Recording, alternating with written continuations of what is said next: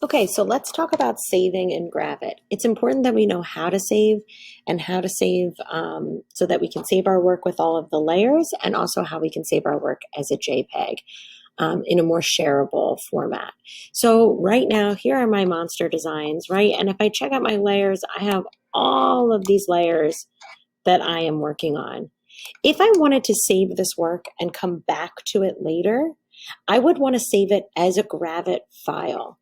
So I would need to go to File, and I think it's really helpful to save to the cloud, right? To save it to the cloud. The cloud is like Gravit's own Google Drive. You save it to the cloud in Gravit. If you're a student that works at home and in person, this is super helpful because no matter where you are, your work is going to be saved to Gravit. It's not going to be saved to a specific machine.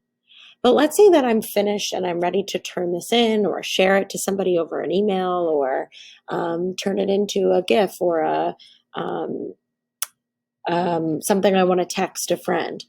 And I want to save it as a JPEG file. I'm going to go to Save to Local File As. This is the same way you're going to do it if you're submitting to Schoology. I'm going to change the name. So maybe I write Miss D Monsters. And then I need to get rid of this .gv design. That's saving the file as a Gravit file. But now I want it as a JPEG so I can share it. So .jpg. I need to change the format to all files. And I'm going to save this to my desktop because that works for me. And I'll go ahead and press save. If I minimize this now, I should see, yep, here are my monsters hanging out right over here. They're in a JPEG file. So hopefully this is helpful to know how to save and submit your work.